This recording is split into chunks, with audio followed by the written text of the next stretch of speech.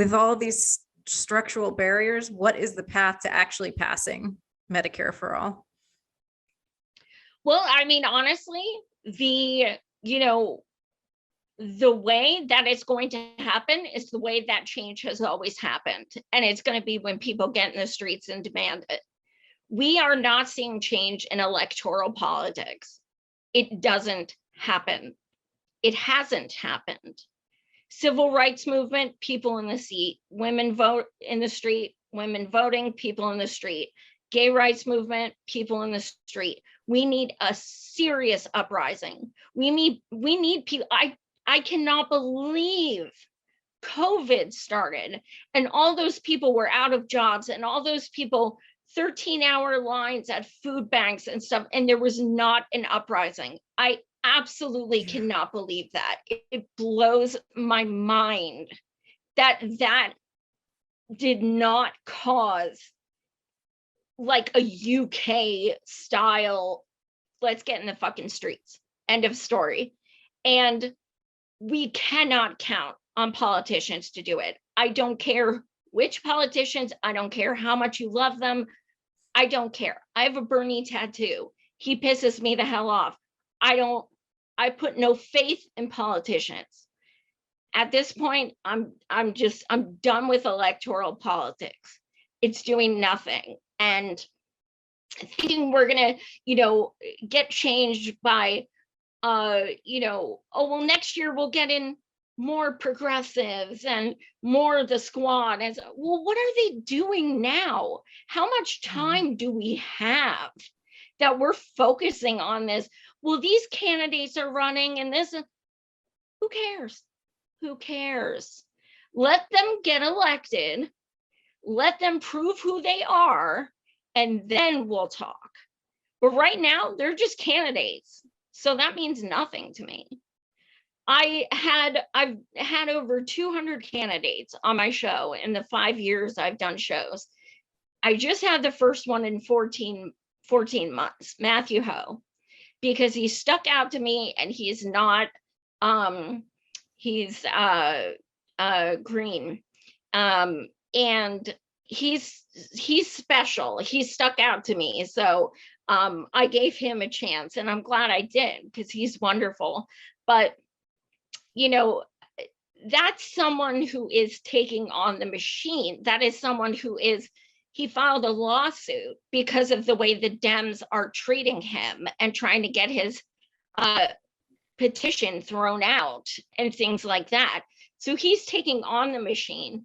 That's the kind of people we need, and we're not getting it through voting. So the only thing that is going to change things undoubtedly is getting in the streets, getting active. That's it. Yeah, I think you're right. And I also think, focusing on the issues and things that affect people, that is a much better way to unite people rather than getting behind this party or this candidate, right? Because so many people that are either independent or just have totally checked out, like they've still got medical bills, and they've still got all of these other issues that if you approach them and say, hey, want to do something about this? Like you probably have a much better chance there than getting behind a particular candidate or a party. Yeah, the country is so sports oriented. They pick a team. And so if you say, Republicans suck, Democrats are awesome, it isn't really about that. If you pick the topic, then that is the team you should be on. And you don't have to agree with them on abortion. It's about this. And if you believe in this topic, then you go with that team and not worry about which party, because it really is like that. It's just like, I mean, people are so partisan with everything. Like if you say, like you were afraid to say you didn't see Star Wars, that is a very American, right? You know what I mean? But like it's a common thing. Like it's an American thing. I feel you get in a group, and now you have to be ashamed or prideful about your group rather than what's actually going on, it seems. Yeah, every time I criticize the Dems, I'm a Trump supporter every single time. Yeah, and I'm like, exactly. I actually can think two people suck at the same time. Yes. Like, I actually have that thinking capacity.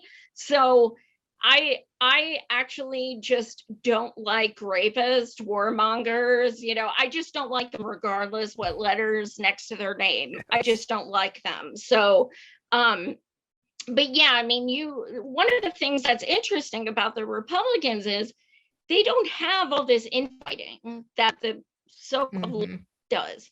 We work our asses off to organize. I mean, this is a full-time unpaid job, like hours and hours every day trying to get this to do these things. And we have people, no, not like that. Don't do it that way. That's stupid. I hope nobody comes. What's the point in that? Do you ever see Republicans doing that? Ever? No, they're fall like, in line. Yeah, let's go to the Capitol. Okay, when? I mean, that's the thing. They band together. Is it for good reason? Hell no. But the point is that doesn't happen on our side, or whatever you want to call it. We talk a lot. We don't do shit. And then when people do shit, they're told, oh, you're grifters and you're you're doing it wrong. And then you say, well, what's a better way to do it? And they never have an answer.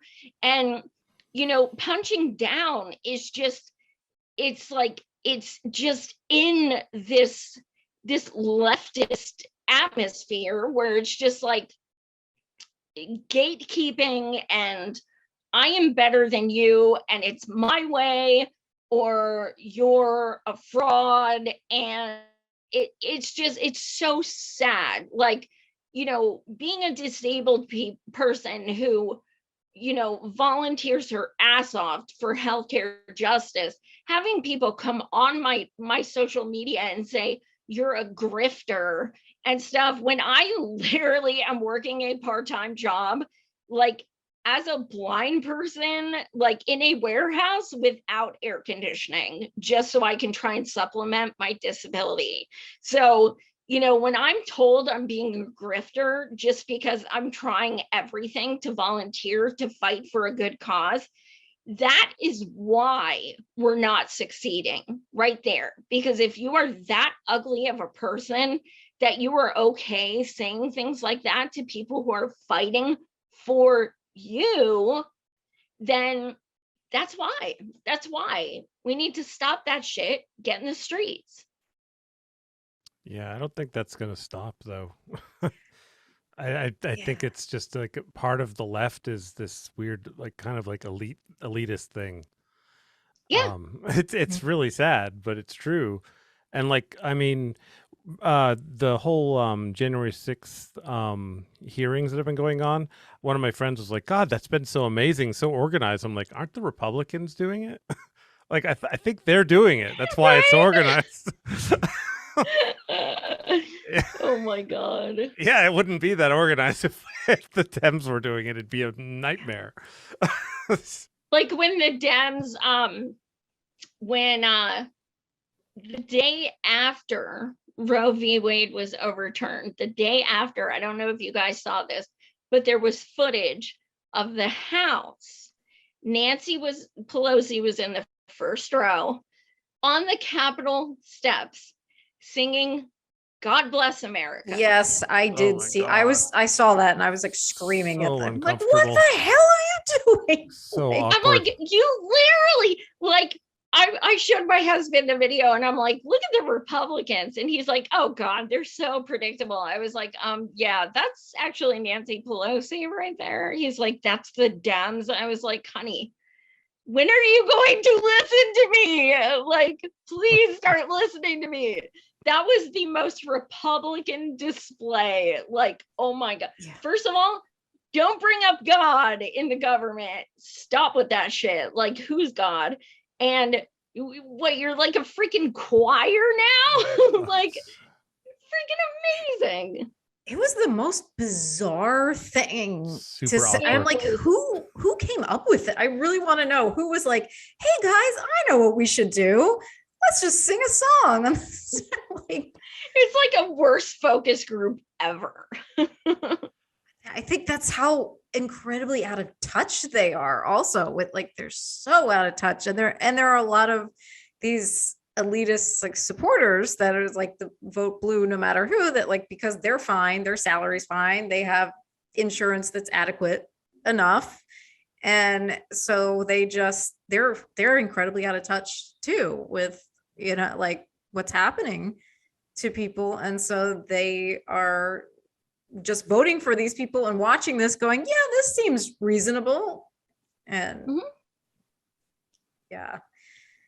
I think like if anybody wants a reminder, there's screenshots online and I've posted it myself when I got it in the mail. The DCCC, which is like the bastard child of the DNC, they sent out things in the mail and the envelope said, I mean, have you seen the other guys? That was their slogan. So that is literally what they're pushing. We are garbage, but they are more garbage. So like, they don't even try to lie anymore. They're just like, look, we're shit, but they're shit with an R. So vote for us. And I know people that fall for that. Like I've had so many arguments with people where they're like, yeah, but the other, I'm like, but they're both there. You're not going to get anything good either way. So why would you keep supporting them?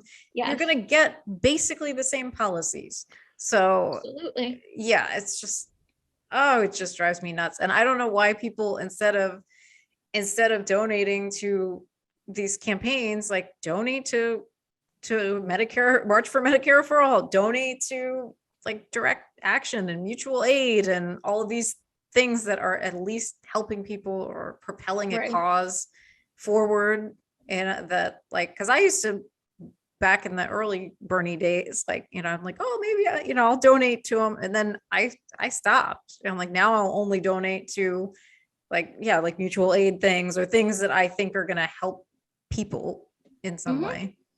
For the issues, if you give to grassroots, like legit grassroots organizers or mutual aid, it is going directly to that person. Whereas if you give to a candidate, you're giving it to someone who may change the day they get in or might lose. And that money just kind of went up in smoke. So, I mean, I just think, after Bernie, I'm like, I'm not giving to any politician ever again. Like, I'm just not.